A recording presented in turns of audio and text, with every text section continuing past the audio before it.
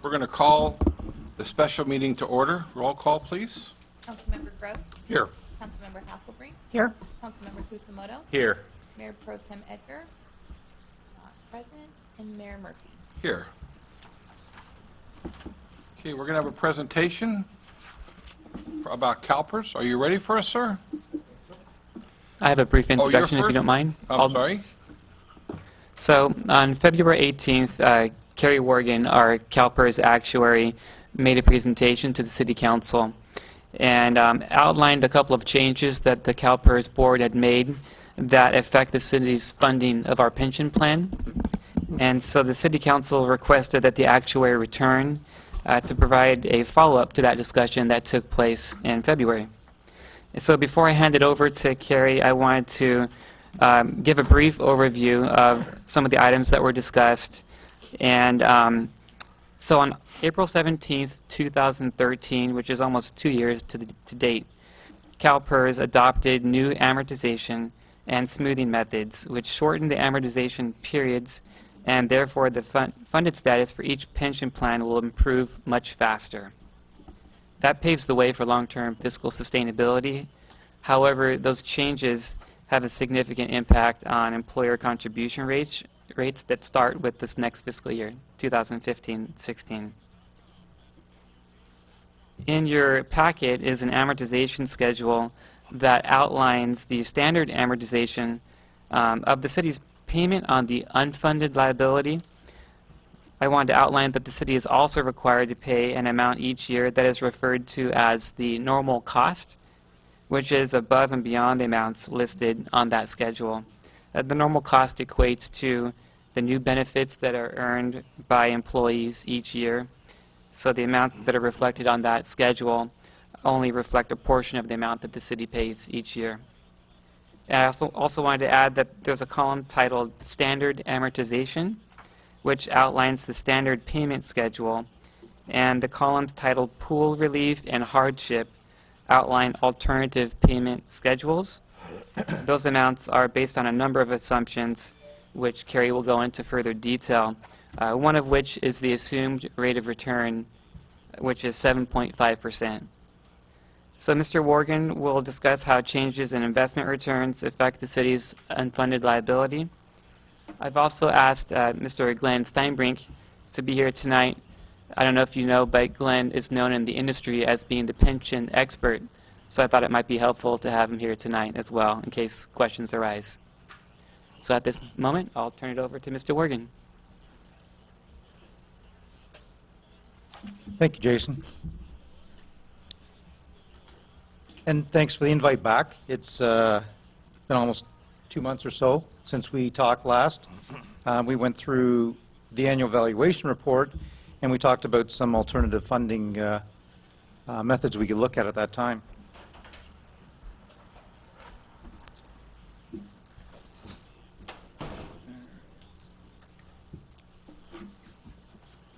turn this on.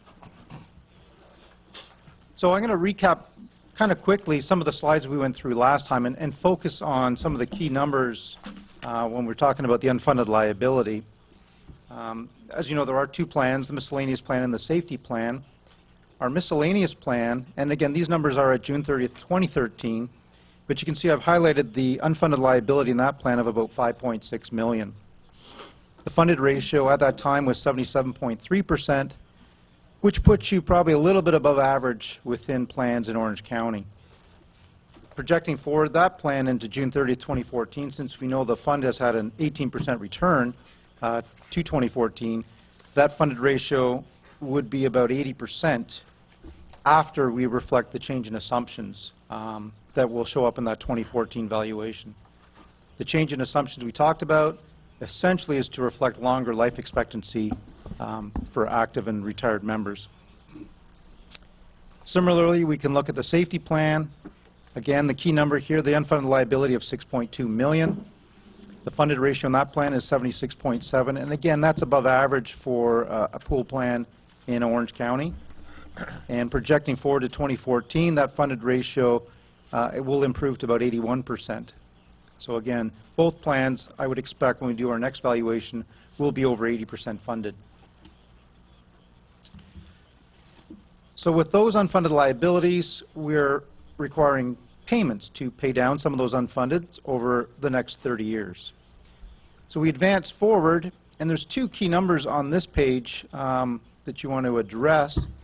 You can see that the plan's payment on amortization basis, the blue arrow, we talked about that 5.6 million unfunded liability, and that payment of 317 will go towards paying down the 5.6 that's in the miscellaneous plan. And I do want to point out that if I go back a year in 14-15, you can see that if I add the payment on amortization base of 126,878 and your credit, you had a side fund credit of 111,000, so your net contribution towards your unfunded liability in the year before was about 15,000.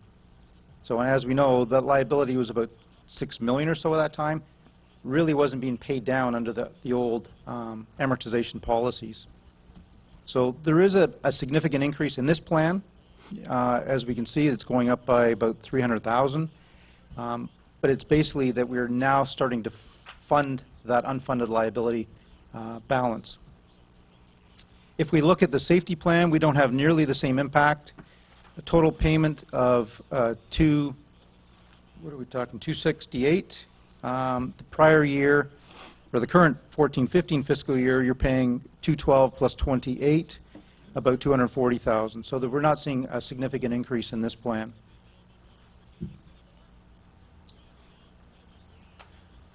Okay, we also talked at that time about this 30-year projection. I've given you the same graph, but I broke it down a little bit here, and it may be hard to see on here, but maybe in your package. The blue bars are the total employer contribution, and then the green bar will be your unfunded liability payment. And you can see the first 2 years, essentially, there was very little UAL payment. And then those payments are going to start to grow. And you can see there's that 5-year ramp that we've talked about, that we've trying to slowly bring on board the new amortization policy. It's going to be fairly level for 20 years, and then it will start to decline the bottom end, the last 5 years. And then you'll see that it looks like about 25 years from now, 23, 24 years from now, those UAL payments are expected to drop off completely, that the unfunded liability is now paid off. A similar graph for your safety plan, and you can see that the payments, the green payments, UAL payments, are in fact a little bit higher initially, and they're actually starting to drop off under the new amortization policy. And again, the same pattern, 5 years of ramp up, effectively level for 20 years, and then declining for 5 years until those liabilities are again paid off under this plan. Okay, any questions on that before we move forward? Okay, so Jason kind of asked me, you know, these are nice projections and everything's kind of rational. We're using 7.5% discount rate, which is the assumed investment return we have for the long term. Okay, we know, however, that things aren't smooth in the real world, and we have this graph that's not showing up. Huh. Does it show up in your packages with the actual? Yes. Okay, I'm kind of curious. Okay, but if you look at that, you can see that there's a great deal of volatility in market returns. You know, we've got some really good years, up to 35% in 1 year, and we've got some bad years. Minus 24% comes to mind in 2008, 2009. But there's all kinds of volatility. And that volatility is what drives what we call the experience gains within paying off these unfunded liabilities. Okay, so there's a 30-year period I've shown there. About 2/3 of the time we exceed the benchmark, the 7.5%, and 1/3 of the time we don't make the benchmark, the 7.5%. But if we look, again, long term, we can see that over the period up to the end of 2014, which is the current valuation period we're going to be looking at, over the last 5 years, we've earned 13.1. Over 10 years, even though there's that really one bad year in there, we've earned 7.2. And 20 and 30 again, very good, positive, long-term returns. Okay, so over the last 30 years, we've earned 10.1. The next 30, we don't expect, I mean, it'd be nice to earn the 10.1, in which case a lot of these liabilities go away a lot sooner. But again, we're assuming 7.5 for the next 30 years as being our best estimate at a long-term return. So, given that 3/4 of our experience is tied to investment gains and losses, the other 1/4% generally is tied to salary increases, higher or lower than expected, mortality. Typically, people are living a little bit longer, but we've built in some projection 20 years into the future to show continued mortality improvement in our latest valuation. And retirement age.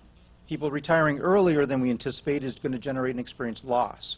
People retiring later than we anticipate is going to generate an experience gain. So, given that 3/4 of our experience is tied to investment returns, I wanted to give you an idea of what that will do to your curves as we look forward. So, again, on this slide, this is just looking at the safety plan just to keep it simple. The red line in the middle is our anticipated 7.5% return each year. If the fund only earns 7% return each year, every single year going forward, that's our blue line. And you can see that we're generating experience losses each year that we're paying off over a 30-year period. Okay, so that's not so good. On the flip side, we can see that if we earned 0.5% above, which is the bottom line on the graph, that you're going to be paid off in 16 years, so much faster. And the intent of this graph is to show you the volatility around that investment return assumption. So there is a fair bit of volatility in rates and contributions tied to investment return.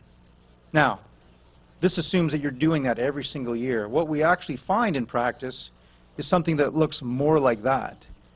You earn 6% one year, 9% the next year, and you bounce back and forth. So we're seeing volatility around our expected return. And you can see that in a good year, you earn 9%, your rates are going to come down. In a bad year, say a 6% year, your rates are going to bounce back up and down.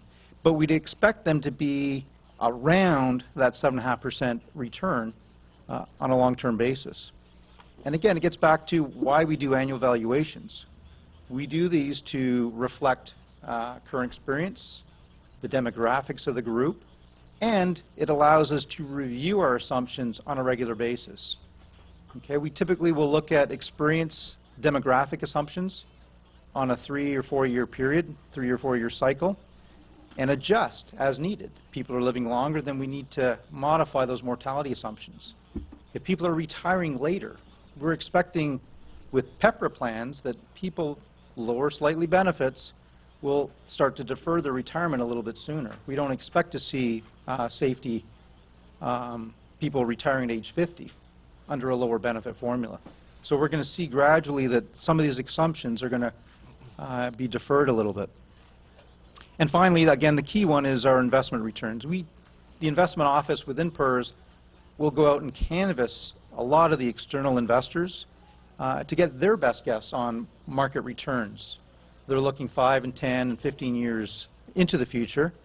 Our actuarial office will actually look more. We'll look at 20, 25, and 30. We'll look at historicals on a long-term basis.